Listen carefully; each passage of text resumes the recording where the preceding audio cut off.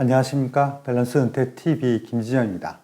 저희가 지금 ETF에 대해서 이야기하고 있습니다.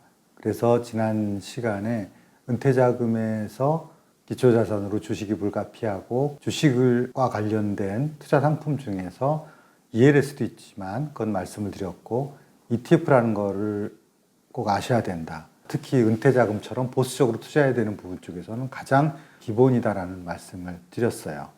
그러면 ETF에 대해서 좀 더 알아야 되죠. 요새 뭐 주식이 붐이다 보니까 ETF 설명하는 유튜브도 많고 뭐 자료들이 많이 나와 있어요. 그래서 그거를 이제 시간 날 때마다 한번 보시면 되는 거고, 제가 드리고 싶은 말씀은 뭐냐면 어떻게 그러면 우리는 이제 ETF를 이제 선택을 해 가야 되는가, 어떤 순서대로, 이걸 말씀을 드리고 싶어요. 결국은 최종적으로 우리가 해야 되는 것은 ETF의 선택이에요. 선택을 하고 그거를 어느 시점에 사서 운영을 해야 되느냐, 이런 부분들을 말씀드리는 건데, 가장 기본적인 거 보면 ETF가 뭐냐면 상장지수 펀드잖아요. 결국은 인덱스 펀드라는, 그러니까 주가지수를 복제해가지고 운영하는 그 펀드인데, 보통 인덱스 펀드는 상장되지 않아요. 그냥 자산운용사에서 주가지수를 따라가도록 그렇게 운영을 하는 겁니다. 그럼 일반 펀드하고 똑같은데 종목이 종합주가지수 들어가는 거를 복제해서 넣었다는 것만 다른 거죠. 그런데 ETF는 뭐냐면 그 복제한 것을 표준화시켜가지고 거래를 하게 하는 거죠. 그러면 어떤 효과가 있냐면, 이거는 주가지수 자체를 거래한 거랑 똑같아요. 쉽게 얘기해서 삼성전자 주식이 뭐 5만 원, 6만 원 하는 것처럼 이것도 마찬가지로 주가지수를 그대로 가격으로 인식을 해서 거래한 거랑 똑같이 이렇게 하는 겁니다. 그러면 이 ETF를 누가 만드는 거냐면 자산운용사에서 만드는 거예요. 똑같이. 펀드 만드는 곳에서 ETF도 만드는 겁니다. 단지 이제 이거를 거래소에 상장한다는 건데, 그게 이제 운용사마다 브랜드가 틀려요. 삼성 같은 경우는 코덱스라는 브랜드를 쓰고, 그러니까 코덱스하고 쭈루룩 많이 붙는 거예요. 왜냐하면 지수가 여러 가지니까. 그 다음에 이제 미래에셋 같은 경우는 타이거라고 붙이는 거죠. 그래서 이렇게 많아요. 지금 우리나라에도 보면 이렇게 브랜드가 ETF를 만드는 그 자산운용사만 해도 뭐 한 10개 정도 될 거고, 해외엔 훨씬 더 많고, 그래서 해외 ETF를 쓰는 경우도 있고요. 그 다음에 또 ETF는 뭐냐면 복제이다 보니까 지수가 많지 않습니까? 왜냐하면 종합주가지수만도 있지만은, 예를 들어서 산업주가지수마다 다 따로따로 주가지수가 있어요. 우리나라 주가지수가 우리나라뿐만 아니라 전 세계적으로 주가지수라는 건 무지 많아요. 그건 뭐냐면 필요한 종목들을 몰라서 평균을 내버리면 되는 거니까, 주가지수라는 게. 예를 들어서 뭐 원자재만 모아서 원자재 지수도 만들 수 있고, 주식 중에서 IT 종목만 모아서 IT 지수를 만들 수도 있고, 그 다음에 뭐 운송업만 모아서 지수를 만들 수도 있고, 금융업만 모아서 금융업 지수를 만들 수도 있고, 종합지수처럼 이렇게 쭉 많은 것도 있지만 작은 것도 있어요. 그거를 ETF는 복제를 하는 거죠. 그래가지고 그 비율대로 그걸 집어넣는데, 종목을 다 넣을 수도 있고, 아주 종목이 미미한 것들은 그 비율을 조정을 해서 빼는 거예요. 뭐 뷔페 음식 같은 것이 이렇게 했을 때 ETF 같은 경우는 그냥 김밥으로 만들어가지고 테이크아웃 하는 거예요. ETF는 기본적으로 나무를 보고 투자하는 게 아니라, 펀드도 그렇죠. 펀드도 나무를 보고 투자하는 것이 아니라 숲을 보고 투자하는 거잖아요. 그래서 이건 제일 중요한 것이 뭐냐면 길게 보는 거예요. 그래서 제가 기초자산이 중요하다고 했는데, 그러니까 주식을 길게 보는 거예요. 그러니까 한마디로 얘기하면 우리나라 종합주가지수가 향후 10년 지나면, 현재 지금 3,000이라고 했을 때 향후 10년 지났을 때 뭐 4,000은 되겠지? 뭐 한 5,000은 안 되겠나? 뭐 이런 식인 거죠. 그럼 10년 뒤에 언제 그렇게 되는데 모르죠. 5년 뒤에 될 수도 있고 15년 뒤에 될 수도 있어요. 근데 확실한 건 뭐냐면, 아니 어찌됐든지 간에 주가지수는 올랐다 떨어졌다 하겠지만 어쨌든 지금보다는 올라가 있는 상태겠지, 그 뒤에 가게 되면. 왜냐하면 지금도 보면 1,000단위, 2,000단위, 3,000단위 이렇게 올라가거든요. 그렇게 되겠지라고 생각을 하는 거죠. 그 믿음이 있어야 돼요. 그 믿음이 있어서 그걸 보고 투자하는 거예요.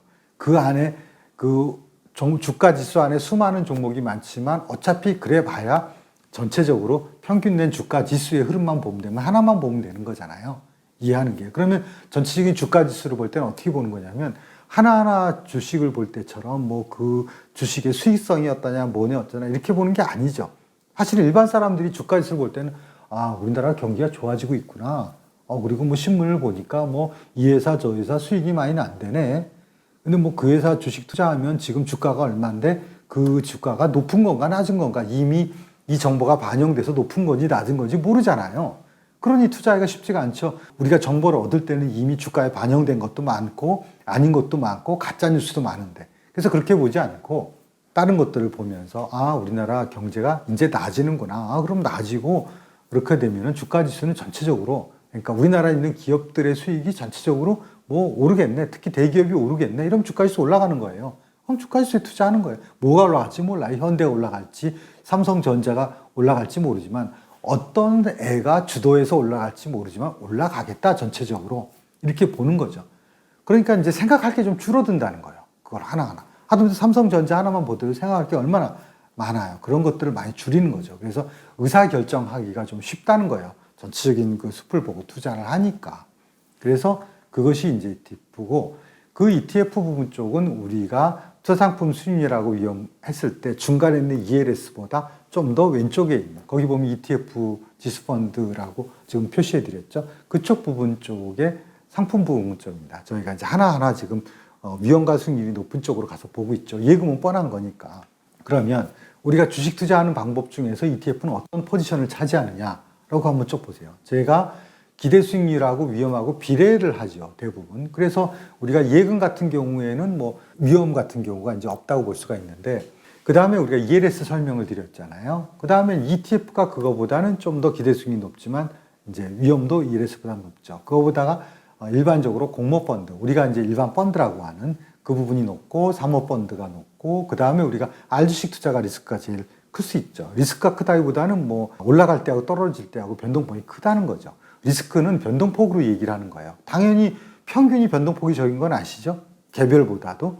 그 다음에 그거보다 더 올라가는 것이 주식의 선물 옵션은 레버리지가 들어가요. 레버리지라는 것은 뭐냐면 쉽게 얘기해서 대출받아서 투자한 거랑 비슷한 것이죠. 그렇게 증폭이 되는 거기 때문에 훨씬 변동성이 크죠. 뭐 아니면 도예요. 그래서 저희가 ETF라는 것이 우리가 은퇴자금 운영할 때 밑에서부터 따지잖아요. 예금, ELS, ETF 이렇게 쭉 가는 겁니다. 수익률을 높이기 위해서 우리가 주식 선물 옵션도 할 수 있어요. 개별 주식 옵션도. 근데 제로가 돼도 괜찮으냐라는 걸 물어봤을 때 이제 그 리스크를 감당할 수 없다면 손을 대서는 안 되는 그런 부분들이죠. 왜냐하면 그렇게 초단위로 신경 쓰면서 그것만 보고 살 수는 없잖아요. 자, 그러면 그 ETF는 그러면 지금 여기서 있는 것 중에서 어떤 성격이냐면 성격상으로 보게 되면은 그 전에도 말씀드렸듯이 주식과 펀드하고 중간인데 이것이 ETF는 주식처럼 우리가 온라인으로 주식 거래하잖아요. 요새 증권사에서 전화 주문하는 사람 뭐 어디 있나요? 다 온라인으로 거래하지. ETF가 그게 된다는 거예요. 펀드는 그런 식으로 되지 않잖아요. 실시간 거래가 안 된단 말입니다. 그 다음에 이제 ETF는 거래 비용이 굉장히 싸요. 왜 그러냐면 펀드를 들어가게 되면은 펀드는 1년, 2년, 3년 그 매년마다 수수료를 받잖아요. 그런데 이제 그런 부분이 ETF는 굉장히 싸고 그 다음에 이제 뭐 거래세도 없고 거래 수수료도 따로 없는 것이죠. 그래서 거래세가 없고 거래 수수료 없는 것은 펀드하고 같고 가격 변동이 작은 것도 펀드하고 같은데 그 다음에 그 기대 수익이 낮은 것도 이제 비슷한데 펀드는 운영 수익 이렇게 하기 위해서 운영 수익이 좀 높은 반면에 ETF는 운영 수익이 낮고 그 다음에 실시간 거래 부분 쪽은 주식하고 똑같습니다. 주식에서는 운영 수수료가 따로 이제 없죠. 자기가 직접 운영하는 거니까. 근데 이제 ETF 부분 쪽은 ETF에 그것이 좀 들어간다는 것이죠. 그것도 펀드 운영을 해야 되는 그런 부분들이 있으니까. 그런데 전체적으로 선택 매매 결정이 좀 용이한 측면이 있다. 이런 거죠. 펀드보다도 오히려 ETF가 선택 결정에서는 좀 더 쉬운 그런 측면이 있고. 그럼 ETF를 고르는 순서는 어떻냐면 제가 스텝이라고 해서 썼어요. 실제로 우리나라 ETF는 지금 현재로 한 400개 정도 됩니다. 그 400개가 우리나라 것만 그래요. 여기서 보면 ETF를 고를 때 제일 처음에 하는 게 뭐예요?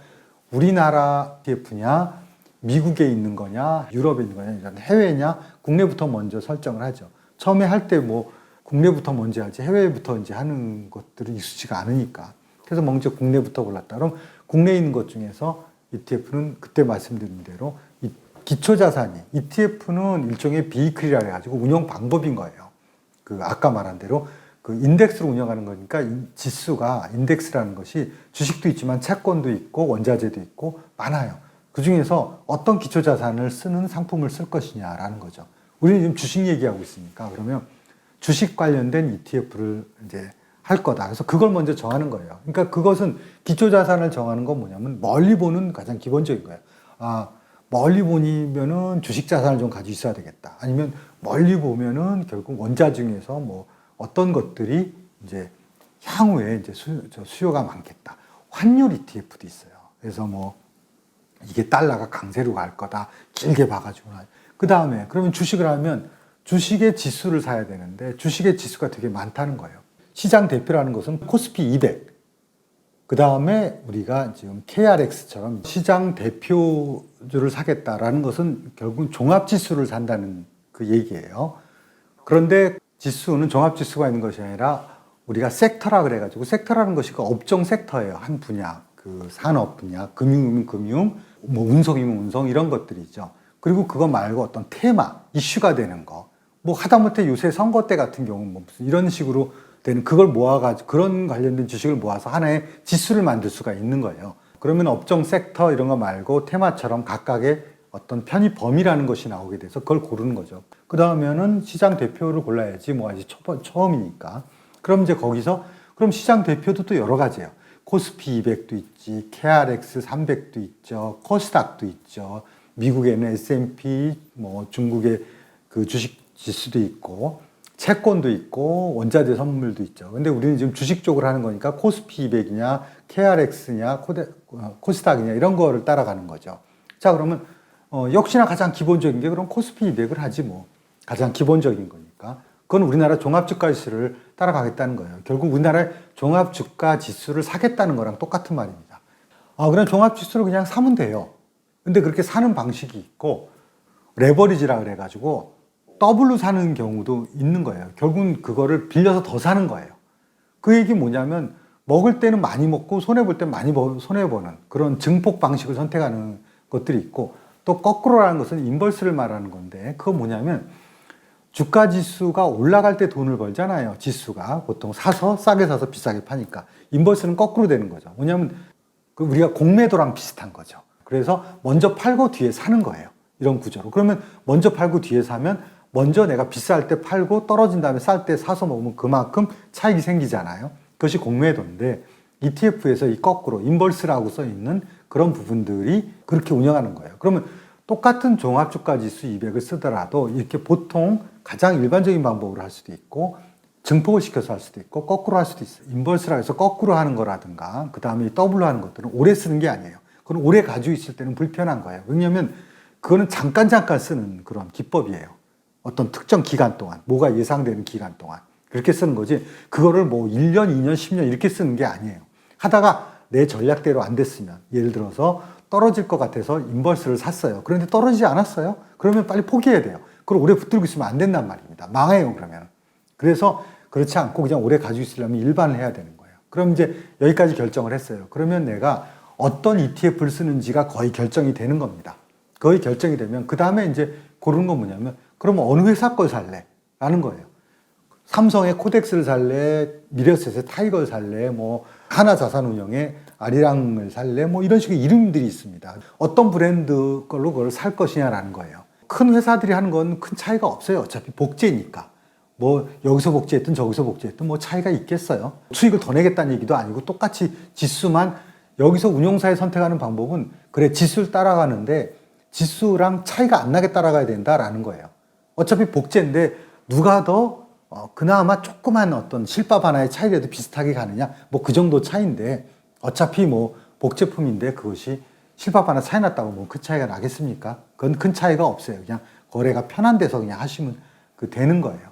그래서 우리 기본적으로 선택하는 거는 요 정도의 범위다라는 거죠. 이것에서 이제 구체적으로 우리가 더 봐야 되는 것은 그러면 여기서 보면 주식 관련돼서도 지금 복제지수가 여러 가지가 있고 인더스트리가 있고 운영 방식이 있고 이렇게 돼 있는데 이런 부분들에서 ETF는 언제 어떤 방식으로 그러면 투자를 하고 언제 어떤 식으로 엑시스를 할 것이며 어떤 식으로 좀 활용을 할 것인가 은퇴 자금을 쓸 때 일반 사람들이 거를 얘기하는 게 아니에요. 그런 것들을 이제 말씀드리도록 하겠습니다.